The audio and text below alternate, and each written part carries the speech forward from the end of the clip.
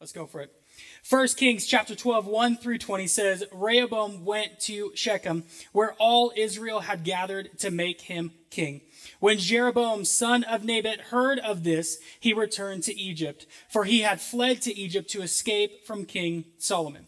Verse 3, the leaders of Israel summoned him, and Jeroboam and the whole assembly of Israel went to speak with Rehoboam. Said, your father was a hard master. Lighten the harsh labor demands and heavy taxes that your father imposed on us, and then we'll be your loyal subjects. Rehoboam, he ended up replying, saying, give me 3 days to figure it out, come back, and I'll give you my answer. And in youth term, they said, bet, and then they ended up leaving. Bet just means for show, or cool, or dope, whatever 80s, 90s, whatever you were in, 70s, 60s, rad, whatever. There you go. Groovy. Take that one off the list there. Here we go. Verse 6, it says, the king Rehoboam discussed the matter with the older men who had counseled his father Solomon. And he said, what is your advice? How should I answer these people? The older counselors replied, if you are willing to be a servant to these people, and today give them a favorable answer, they will always be your loyal subjects. I always wonder, like, you guys remember Jonah and the whale? Like, there's this whole chapter, like, where he's like, God spoke to Jonah, and Jonah would, like, my thought would Jonah be like, okay, I'll go do it. And then he does it, and then that's the end of the chapter, right? But no, he disobeys and goes through this whole thing. I was reading this, and I was like, I wonder what happens if he says, okay. Like, would we not have had all of this stuff happen? But hang on, we're going to dive deeper.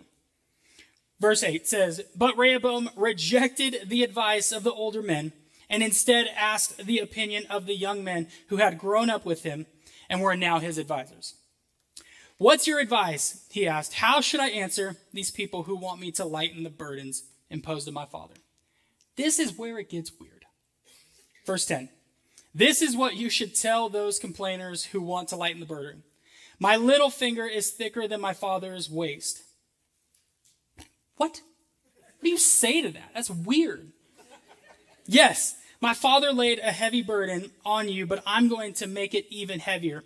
My father beat you with whips, but I will beat you with scorpions. Again, weird. We're going to keep going. I just find stuff so... okay, anyways. 3 days later in verse 12, Jeroboam and all the people returned to hear Rehoboam's decision, just as the king had ordered. But Rehoboam spoke harshly to the people. He said, for he rejected the advice of the older council and followed the counsel of his young advisors. We'll talk about that a little later. He told the people, my father laid heavy burdens on you, but I'm going to make them even heavier. My father beat you with whips, but I will beat you with scorpions. Verse 15, so the king paid no attention to the people. This turn of events was the will of the Lord. For it fulfilled the Lord's message to Jeroboam, son of Nebat, through the prophet Ahijah from Shiloh. Verse 16. When all of Israel realized that the king had refused to listen to them, they responded, down with the dynasty of David. We have no interest in the son of Jesse. Back to your home, O Israel. Look out for your own house, O David. So the people of Israel returned home. But Rehoboam continued to rule over Israelites who lived in the towns of Judah. So, we're in a part of Scripture where Solomon's son Rehoboam becomes king. The people and Jeroboam come up and say, hey, would you lighten the load? Would you do A, B, and C? Come back in 3 days. And he goes to the people who was with Solomon, who is the wisest king. He walked through all of this with them, and they know how the countries run. They know how everything works, and they've done it. They've lived a longer life. They know, they have the experience. And so he goes to them, but he doesn't like their answer. So he goes to his homies, and they give him an answer that seems better. And he runs with that one. We'll go back to Kings chapter 11, and we'll talk about why God orchestrated all of this. Let me ask you a question.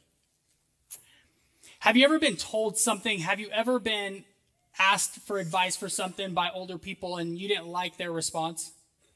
So you went to your friends. You said, what should my advice be?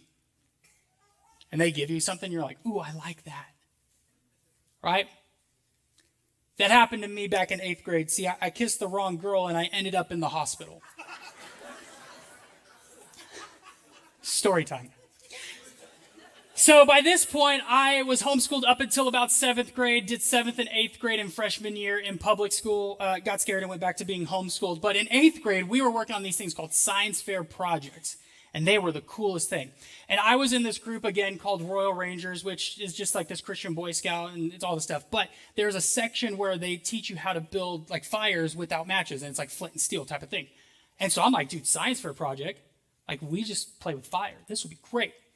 So my buddy Michael, I go to his house and we're working on stuff, and I was in the marching band at that time, and we had a local hockey team in Stockton, and we actually got to go perform that night and play the national anthem and just kind of be like the pep rally band and all that kind of stuff. Now, there was a girl, her name is Mackenzie, and she was also in the marching band. She was very pretty, and she thought I was funny, so it works great together, right? And so I hang out with Michael, and we're like talking and everything, and he goes, hey, like, what are you going to do? Mackenzie's going to be there. Like, are you guys going to start dating? Well, there was a rule. My mom said you are not allowed to date until you were 16, or you had a job or a car. And if you have a job or a car, you could date. And I was like, well, what if I have 2 jobs? Can I get 2 girlfriends? And she was like, stop it. So, moved on. Junior hires, we say the darndest things. So I'm at Michael's house, and we're working on our science fair project, and he's asking, he goes, well, what happens if you guys start dating? I was like, well, my mom said I'm not allowed to date until I was 16, and I just don't know if I'll be able to do it, and I don't want to get in trouble. And he's like, come on, man, like, at least, like, sit next to her. And I was like, okay, there's no harm in that. He's like, and hold her hand. And I was like, and by this time, like, it's hours before, and I'm already sweating. I was like, oh my gosh, I'm going to sweat. It's crazy. Trying to figure out life, right? I was like, okay, maybe I'll hold her hand. And then he goes, well, dude, if you kiss her, and she kisses you back, it's done. Game on. And I was like, game on? I was like, I didn't know dating was a game. I don't even play video games. I'm not very good at that. And I'm freaking out at this point. I was like, okay, well, if I kiss her and she kisses me, I can't date, but that does sound great. So let's go that route.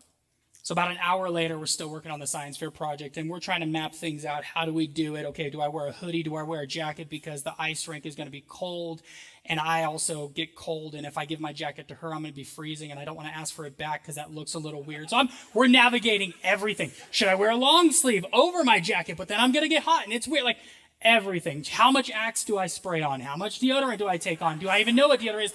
Everything in the books.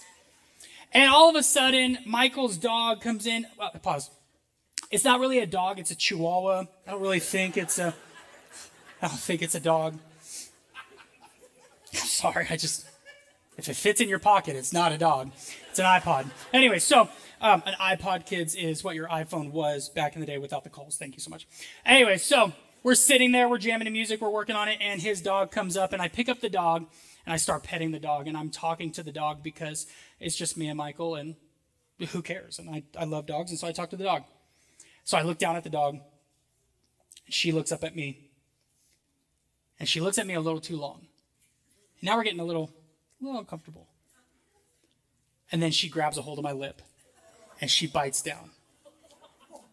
And then I was like, oh, this is not good. And my first reaction was to yank the dog, and she took my lip with her.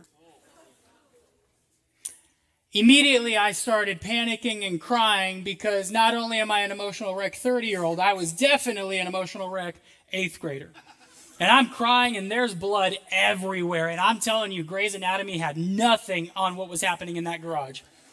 And I'm panicking, and Michael's panicking, and he's yelling at his dad, and he's like, Dad, I need help, there's blood everywhere. And he's like, what is your science fair project? And my lip is bleeding, and now there's ice on it and all this stuff, and he called my mom. My mom comes to get me. I get in the car, and Michael goes, I'll let Mackenzie know you're canceling the date. I'm sitting there crying with an ice pack, and I didn't want to look at my mom, because I love my mom, but like, my mom's the white Medea. Like, she's holy enough to pray for you, but hood enough to hit you. Like, you know what I'm saying? Like, I love her, but I learned real quick, you don't mess with mama. And so I'm sitting there, and I was like, did he say date? The fruit. And she's like, oh, a date, huh? Okay. Driving to the hospital, I get stitches, right? Like, it was crazy. If you do a deep dive on my Facebook, there's a before and after picture. I wasn't going to do it here, but it's wild. I get it all happening, and she's like, let's go get a smoothie. And I was like, okay, cool. And she goes, so tell me about this date. I was like, oh, a little drugged up right now. I'm all swollen. I'm trying to figure out how do I pass by this. And she's like, it's as if the Lord was trying to tell you something. And I was like, I don't think that's how this works. She's like, this is why you honor your mother and father. And I'm like, get out of here with that. But it happens all the time. My mom had rules. I knew the rules. But what happened is the thought of what Michael said sounded a lot better. Look at us now. We do it all the time. There's stuff that is in place for us. There's stuff that we think about, that we think, oh, this is going to be great. But the problem is we don't actually go there. And hear me. Just because I'm the youth pastor doesn't mean that you guys can't get something out of it. My big idea for today is check your circle. Your circle shapes your character. So check it. Here's the deal. You can have friends, you can have people in your life, but are they going to actually give you the right advice? Are they actually going to speak life over you? The people that are in your circle, they will shape you. Listen, we can say that we are strong, independent men and women.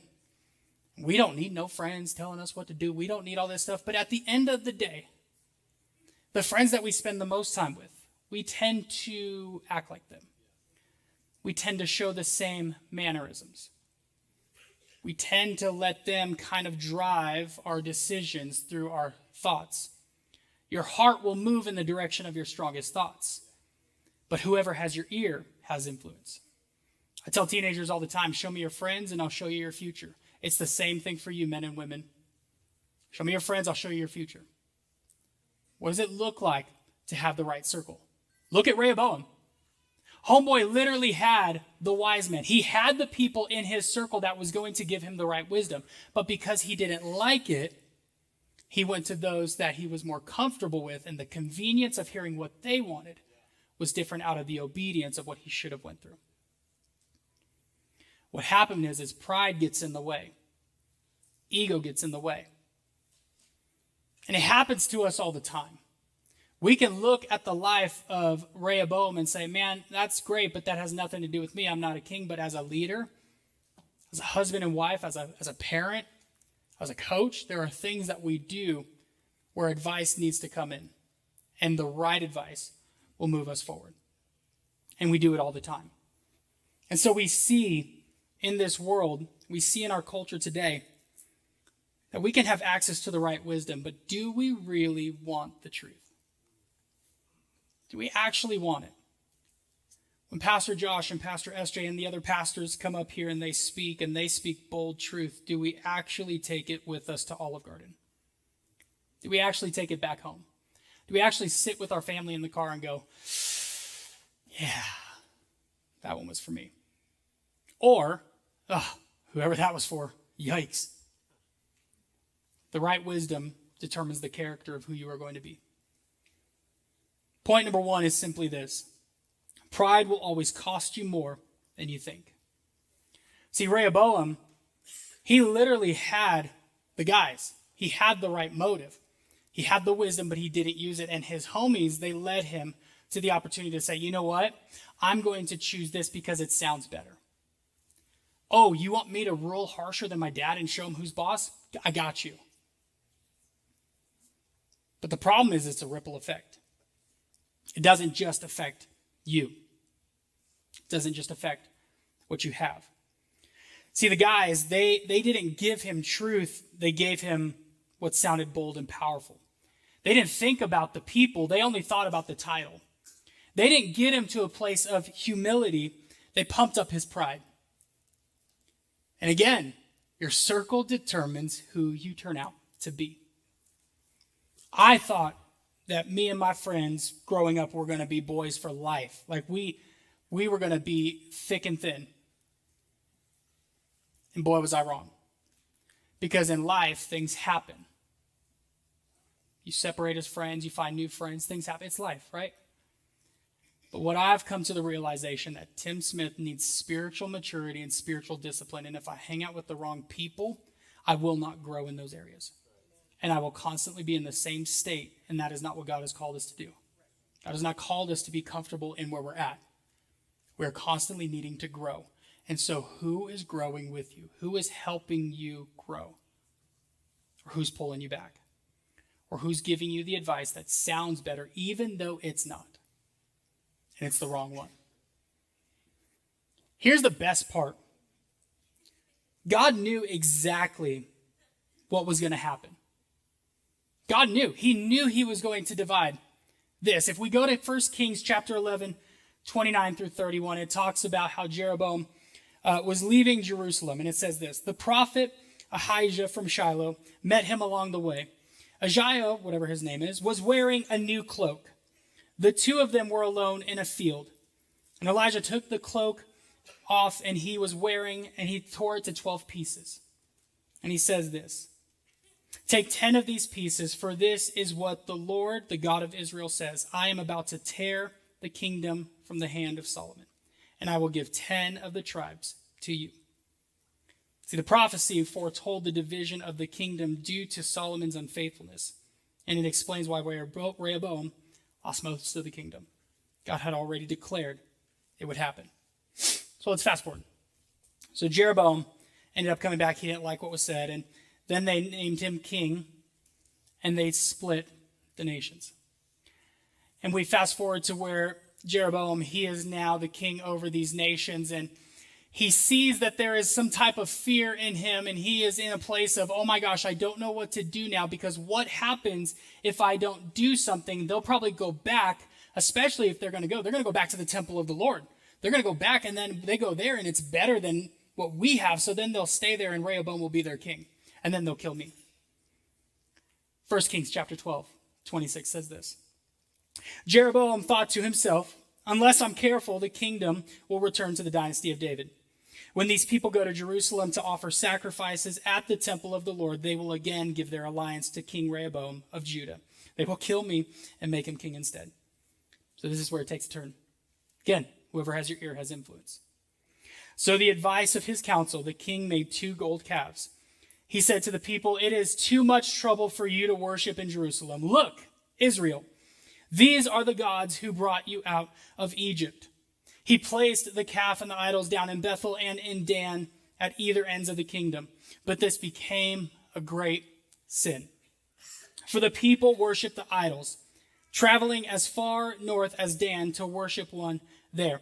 It goes so much so that he literally says, you know what? I know King Rehoboam, they have a feast too. We're going to have a feast too, because if we just have the idols but we don't have a feast, then they're going to go back over there and they'll probably stay around there too. So we're going to do the same thing. Fear got in the way. And he was afraid that if he doesn't lead it correctly, if he doesn't lead it the way that he thinks, it will all go downhill. Point number 2 is simply this: compromise is a slow collapse. Compromise is a slow collapse in disguise. See, God told Jeroboam that he was going to do this.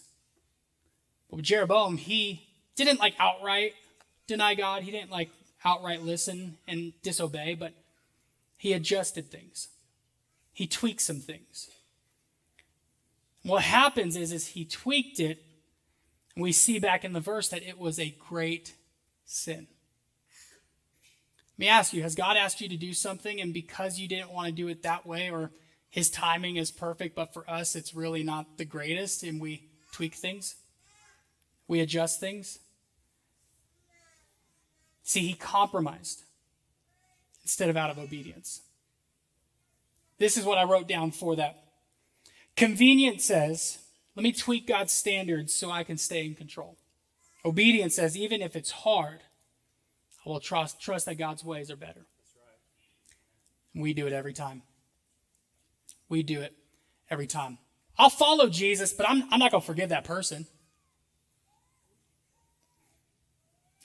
I like that relationship, so I'm not going to break up with it, even if it's toxic. How about this one? I'll go to church. Man, I went to JUCO yesterday, and I'm pretty tired, so I'll go when I'm not tired. What we do is we take what God wants from us, and we adjust it. We tweak it. And we focus out of the convenience of what's best for us and our schedule out of the obedience of what God has called us to do. And there are areas in our lives today that we can look at. And I can look at it and say, yeah, I've adjusted that. I've tweaked it. Or would you bring me back to what you have called me to do? Would you bring me back to what you have placed Tim Smith to be? Church, I don't want to compromise anything. Because if I do it, I'm going to mess it up. Is obedience harder? Yes. But the outcome is way better.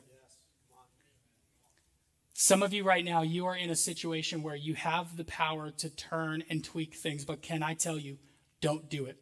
Hang on. Because the end result of your obedience, say, God, I don't know what's going on, but I'm going to trust you. It is going to be way better than says, God, I don't trust you, so I'm going to do it this way. It'll take longer for you to get back to the understanding of, God, I need to trust you. And if you're in a place right now where you're saying, okay, I've tweaked things. What do I do?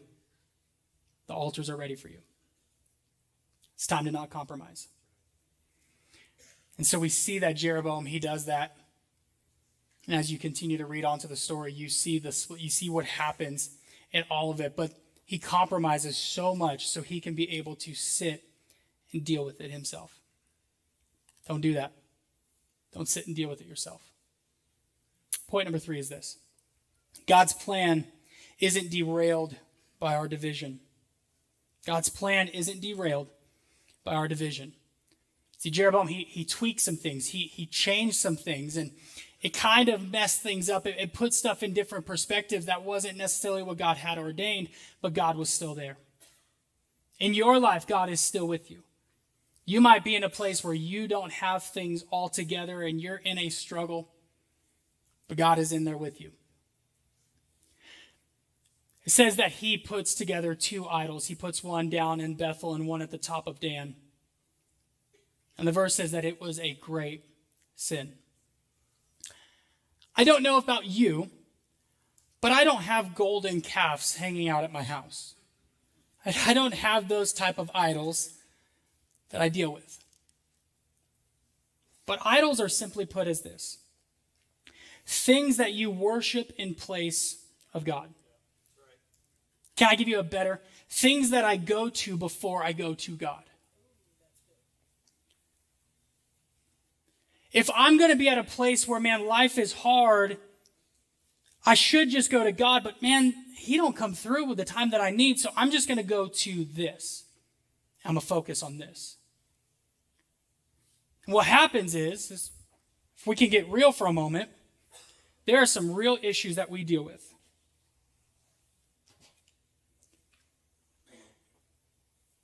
When I fight with my spouse, instead of going to the prayer closet, I go to the drink. And I deal with that. Listen, the Bible is very clear that it should not change your mind. It should not change your thoughts. So if you wake up the next morning, you can't even remember what you thought about, you cross the line. Hear me. This is always a hit and miss for churches. It's always a hit and miss. But the Bible's very clear about it. Not going to sit here and say, don't drink, don't be that person. But what I am going to say is if you go to that before God, you've crossed the line of what it was meant for. If I'm fighting, if I can't go, but then the next day I remember, I had a fight with that person and I go to that first, you cross the line. Well, Tim, I don't drink, but I'm really stressed at work. And I can't drink at work because that's real bad. But I can go have a smoke. And what happens is you take these smoke breaks and it's like, it's good for like 10 seconds. And then the issue that we have is you're stressed again. And now your pack is over. Oh, now I got to go get a new one. Well, now you've crossed the line. Instead of going for a smoke or a vape, why don't I just go to my car, blast worship music, and just scream at my steering wheel? That will probably help the stress go down. Not lived off experience or nothing. But right? Tell me about it. I've been a musician for 20 years.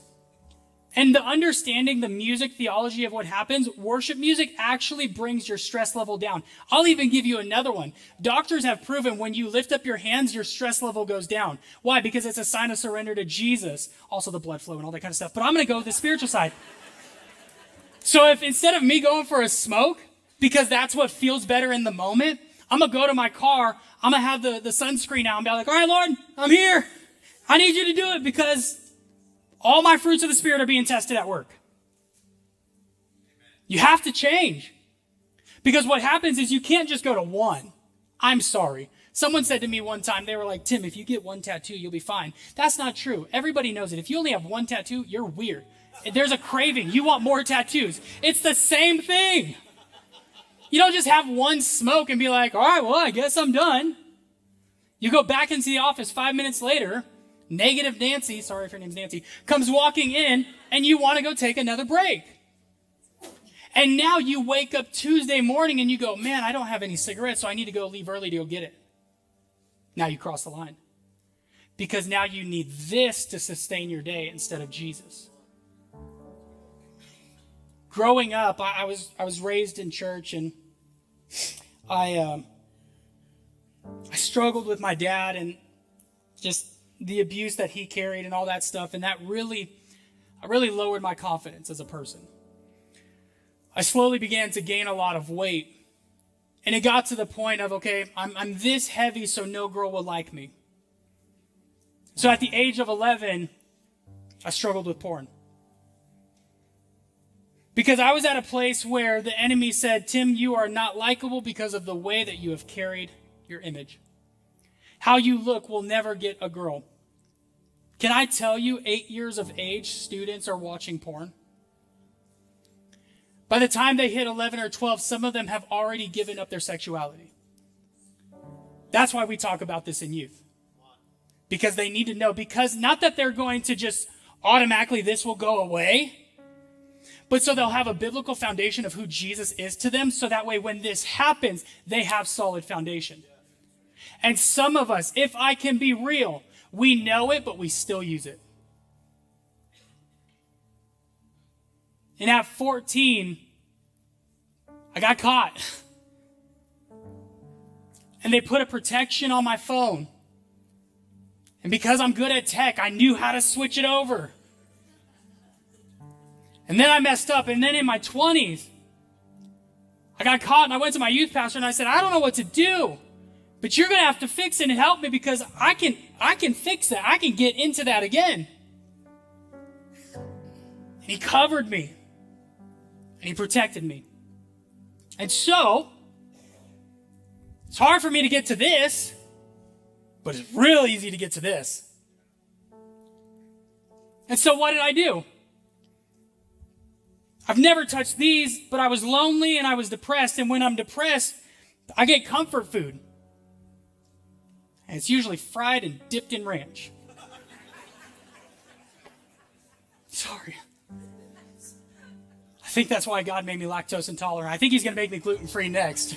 But he said, if you don't stop, I'm going to make you. And I'm like, okay, Lord, I got it. But it happens all the time. I'm already overweight. Girls aren't going to date me, so I might as well just keep eating. That feels great. 2 hours later, it doesn't, but in the moment, it does. But if we can be honest, all of these feel great in the moment, but later, it doesn't. All of these come with guilt and shame and hurt and things that you walk out and you move on. And the problem is a lot of people say, well, I have accountability. I have accountability. Avery, where you at? Come here. Can I show you what most Christians call accountability? I want you to stand like right there. Right there. They even have dots for you. Yep. This is what most Christians call accountability. Avery, you're my homie, and I'm struggling with porn. I'm struggling with overeating. So every month, can you just check in on me? Cool? Bet. Okay, cool. I'm going to go do this real quick. And what happens is, that's cold. That's disgusting. Don't do that again. Month goes by. Avery goes, Tim, how's it going? Good. I gained 4 pounds. What?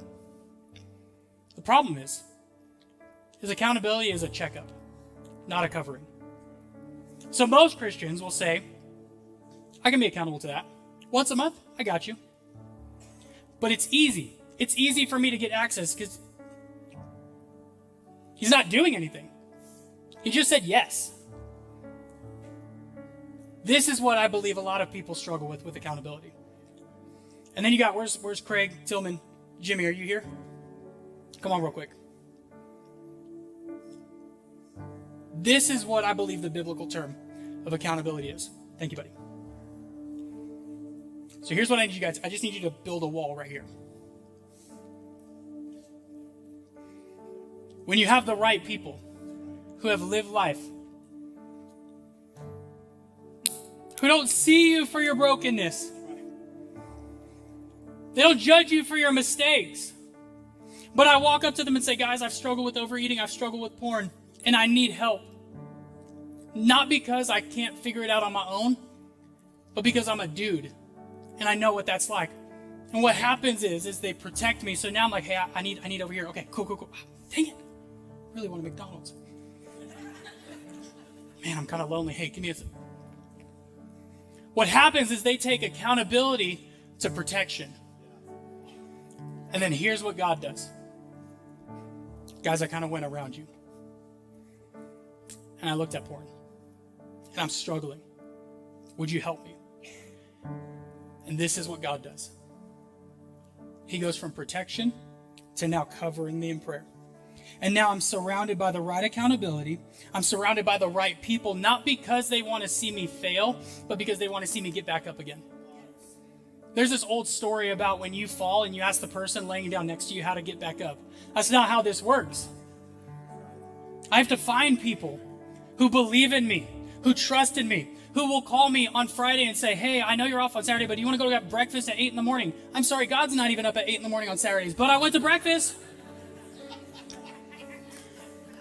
I like my sleep. And what happens is, not only am I protected, but I'm covered, and now I'm sustaining and continuing to grow in who God has called me to be. Thank you.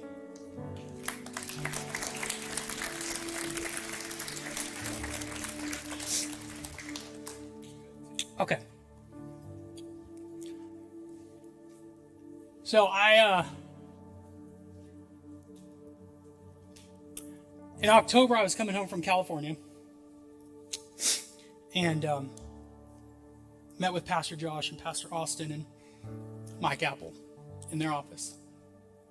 And they sat me down and said, hey, Tim, we have something that we need to share with you.